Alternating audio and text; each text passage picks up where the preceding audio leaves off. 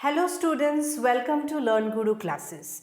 So today we will be discussing about numericals on irrational numbers. So last class we already have studied about irrational numbers, the properties of irrational numbers. There are varieties of numericals related to irrational numbers.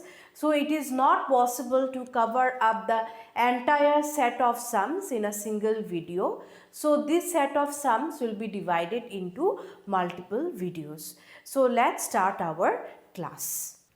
This is the first set of questions from irrational numbers where you have to classify the six sums as whether it is rational or an irrational number. So first is your root over 361. So before guessing or before identifying a number that is rational or irrational, you should know for the number to be irrational, either it should appear as a non-terminating and non-repeating decimal expansion, and second one, it should be a square root of some numbers are also irrational numbers other than perfect squares if it is placed under square root, or it is a perfect cube if it is placed under cube root. So these two things you have to keep in mind. Okay, so first let us see root over 361. So root over 361 is a perfect square of 19. That is 19 square will give you 361. Okay, so 19 square. So if you try to remove the root, what will you replace the root with? To the power of half. So this and this we can cancel. So 19 to the power of 1, that is 19. So 19 is a rational number.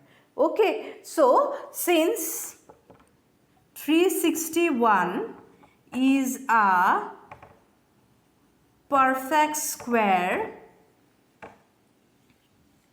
under square root, therefore root over 361 is a rational number. Okay, so next is root over 21. So root over 21, so root over 21 you can write it as root over 3 into 7. Okay, so this you can just replace at root over 3 into root over 7. So 3 is also not a perfect square, 7 is also not a perfect square. So since 3 and 7 are not perfect squares, so therefore, and 21 is also not a perfect square,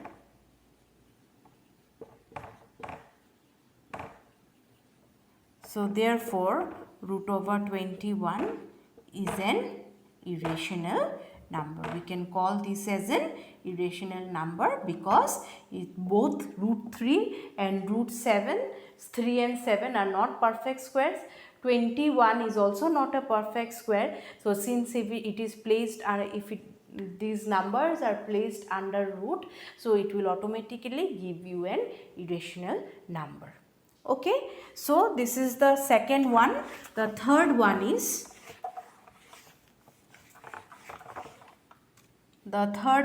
is 2 by 3 into root over 6. So 2 by 3 you will keep as it is. So root over 6 you can write it as root over 2 into 3. 2 3s are 6. So again you can break this as root over 2 into root over 3. Okay, so this will become 2 root 2 and this is root over 3 into root over 3 into root over 3. Why? Because root over 3 into root over 3 if we write, and if we just remove the root and we can replace it with half, right? So 3 to the power of half plus half, how can we write?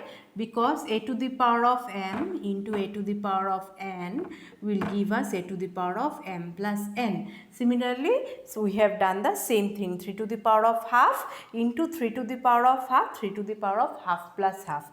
So half plus half will give 3, isn't it? So just we have rewritten 3 as root over 3 into root over 3. So for that, this root over 3 and root over 3 gets cancelled. So 2 into root over 2 by root over 3. So root over 2 is an irrational number. Root over 3 is also an irrational number, and for this particular you go by the property, when you multiply a rational number with an irrational number, always you get an irrational number. Okay, so therefore 2 by 3 into root over 6 is an irrational number. Okay, so the third problem is done. So the fourth one is 4.1276. So 4.1276, from that what idea do you get? So this is a decimal expansion where you have finite number of digits after the decimal point. So terminating decimal expansion is a rational number. So this is a, since this is a terminating decimal expansion,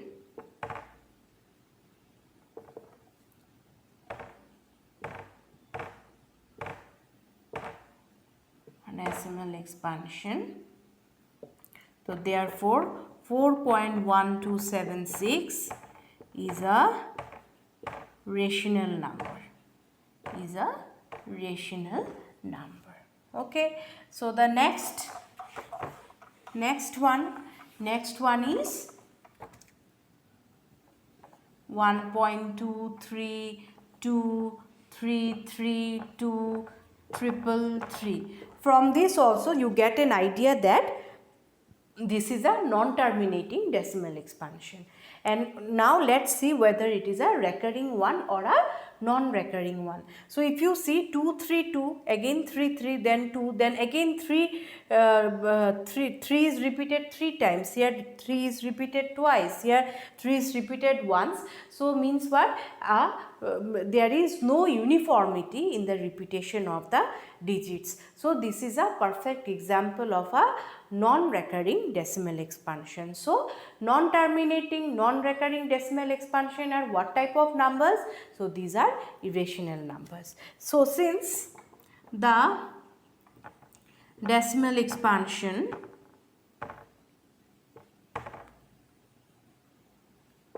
is a non-terminating and non-repeating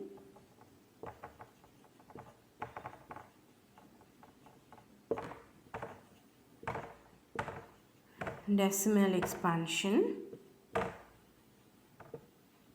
therefore 1.23233233 is an irrational number. Okay, so let's move on to the last sum.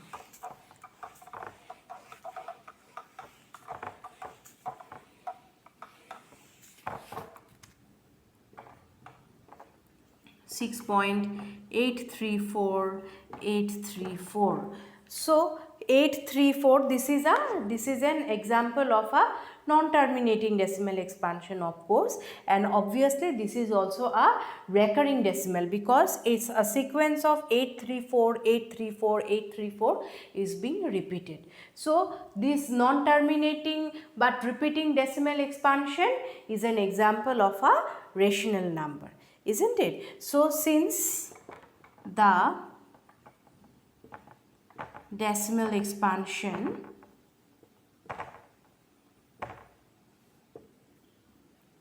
is a non-terminating but repeating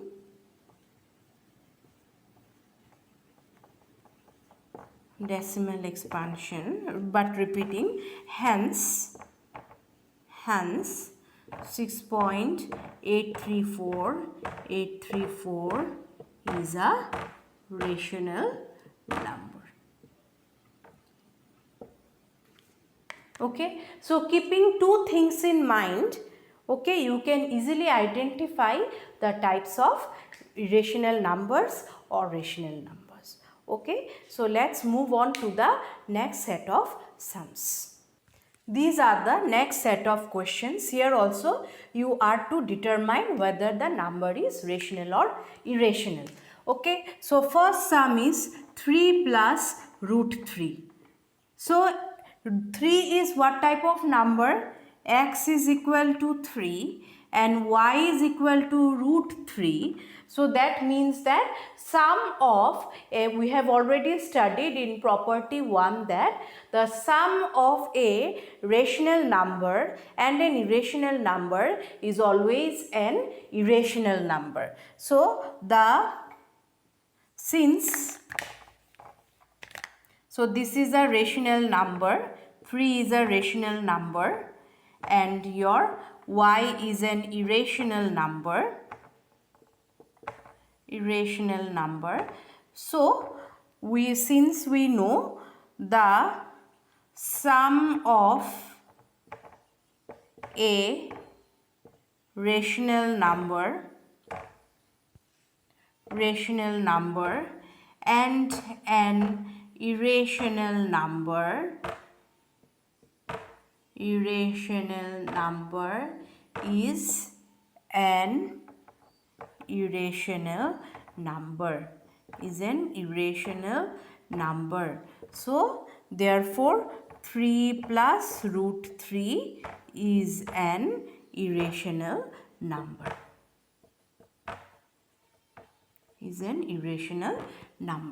Okay, so the second sum is given as root over 7 minus 2. So x is equal to root over 7. So this is an irrational number, isn't it? By now you can identify this as an irrational number since it is not a perfect square and a perfect cube placed under the root or cube root. So y is equal to 2. So 2 is a rational number. So x minus y, since we know that since the difference of an irrational number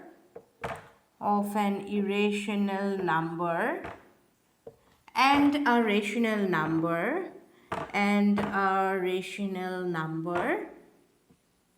is an irrational number. So therefore root over 7 minus 2 is an irrational number. Okay, clear? So let's move on to the third sum. So all these things are based on the property. If you have understood the properties well, this type of sums will not be a problem for you, and these are very easy sums. So the third is your cube root of 5 into cube root of 25. Here you need some mathematics basics, that is the law of indices.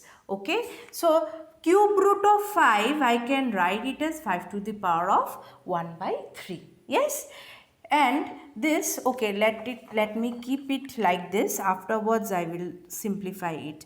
3 into 25, what you can write? 25 is a perfect square, but this perfect square is kept under a cube root. Yes or no? So you cannot claim this as an irrational number, but let's see how this will bring us a multiplication of these two numbers will bring us whether a rational number or an irrational number. So this you can write it as 5 to the power of 1 by 3, and this you can write it as 5 to the power of 2 is already there, into cube root we will just write it as into 1 to the power of 3. So this is 5 to the power of 1 by 3 into 5 to the power of 2 into 1 by 3, that is 2 by 3. So this again will follow the trend of a to the power of m into a to the power of m, that is a to the power of m plus n. So here 5 to the power of 1 by 3 plus 2 by 3. So this will give you, this is 3, 3. So 5 to the power of 1, that is 5. So 5 is a rational number, everybody knows. So this, so therefore 3 root over 5 into cube root of 5 into cube root of 25 is a rational number, Okay, so let's move on to the next sum.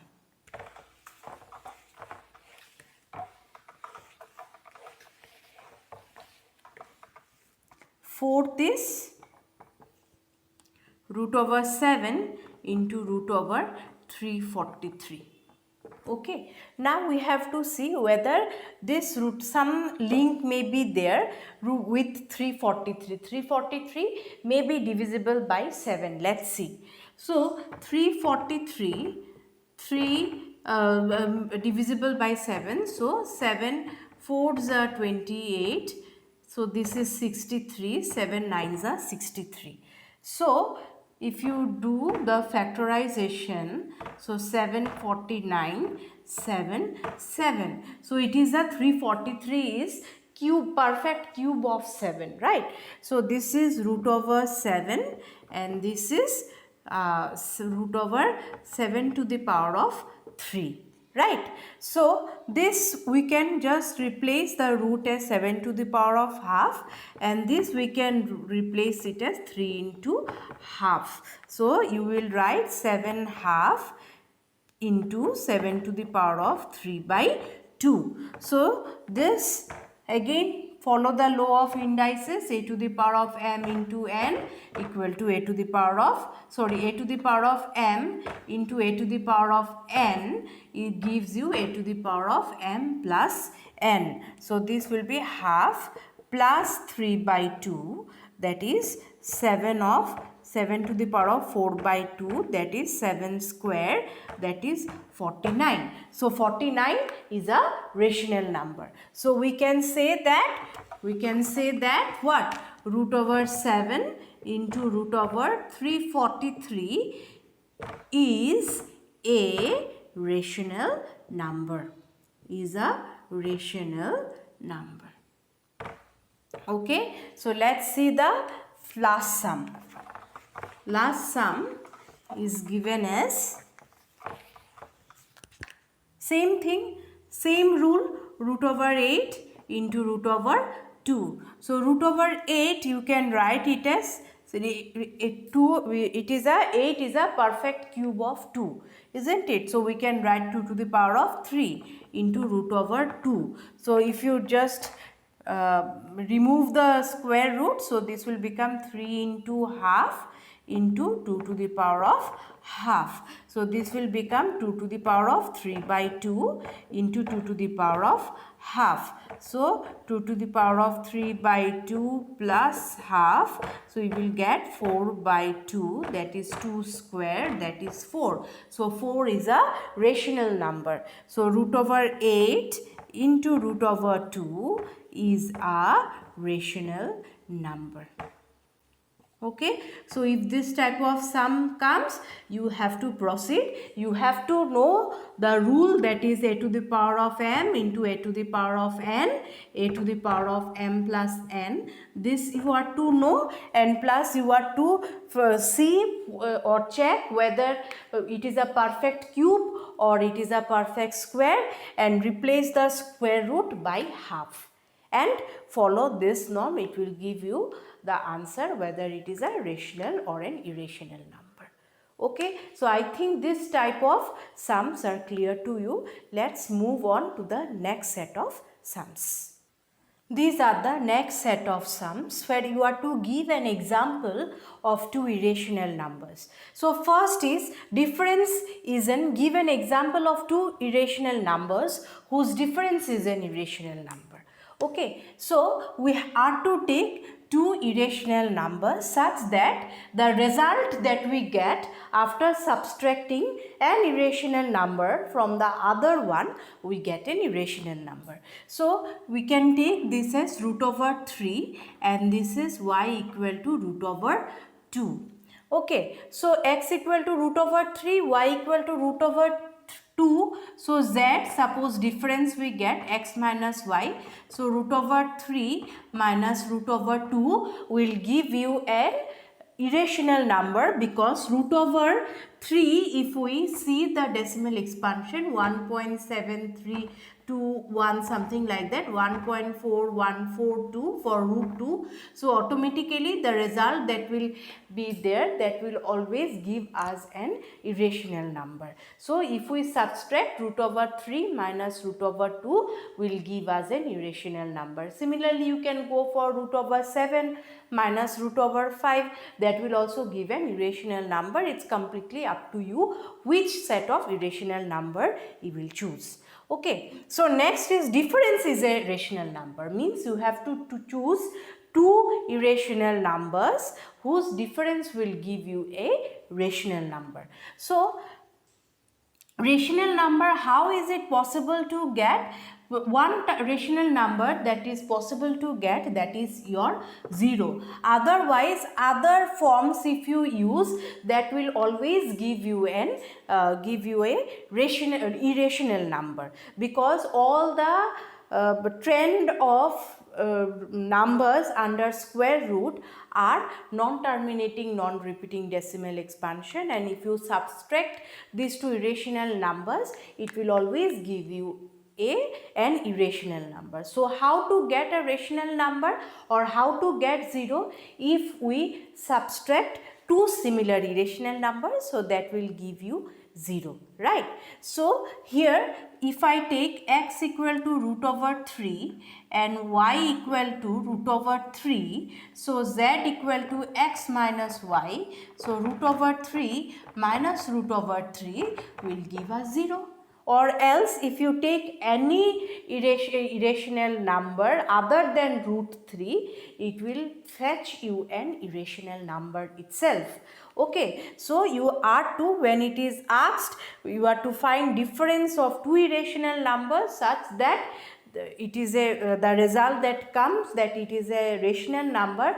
So every time you have to take two similar irrational numbers like the way I have taken here.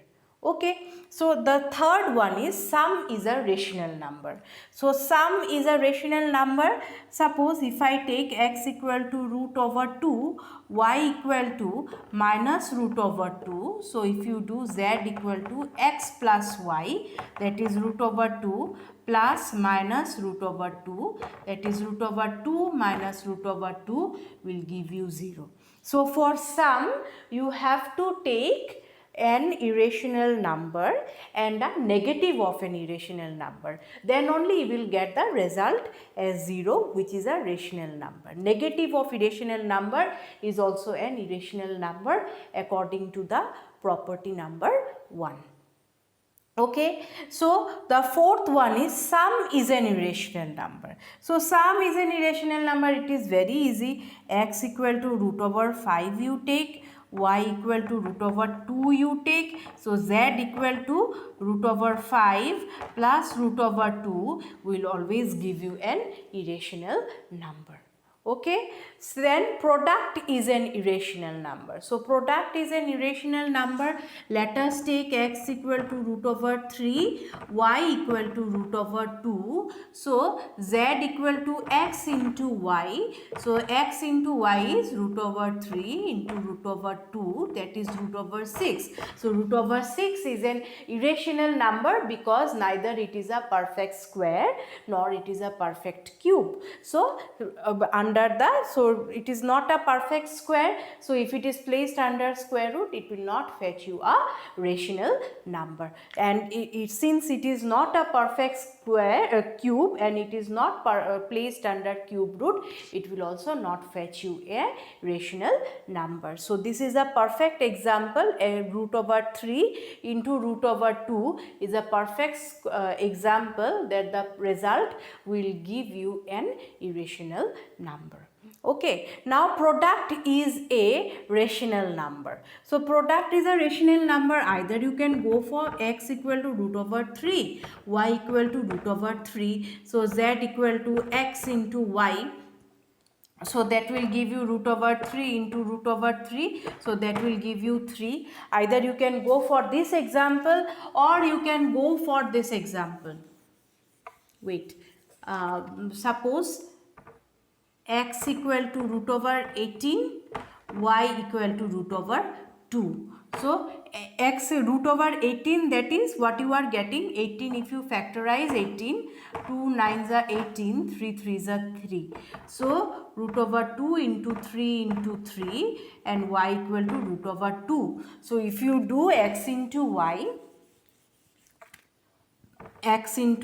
so that will give you 3 into root over 2 into root over 2, that it will give you 3 into 2, that is 6. So 6 is a rational number. Okay, quotient is an irrational number. So quotient is an irrational number. We can take x equal to root over 12, y equal to root over 6. So if you divide 12 by 6, so 6 to the 12, that is root 2. Root 2 is an irrational number. So this is also an example of an irrational number where the quotient is an irrational number. Then 8 is quotient is a rational number, that is x equal to root over 12 if you take and y equal to root over 3 you take. So root over 12 by 3, that is 4. So root over 4 is 2, isn't it? So this will 2 is a rational number. So quotient is a rational number. So if you take x equal to root over 12, y equal to root over 3, will give you a rational number. So it's completely up to you which numbers you choose.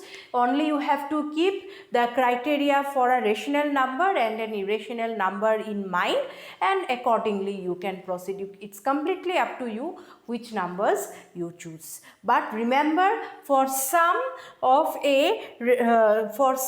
two irrational numbers to be a rational number, you have to take one irrational number and the negative of the same irrational number for sum, and for difference you have to take two similar irrational numbers for the number to become a rational number.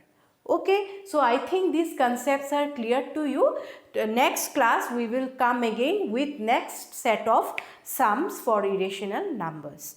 Okay, so if you find this video helpful, please subscribe to LearnGuru Classes, like, comment and share it with your friends and relatives. So thank you so much. Bye bye.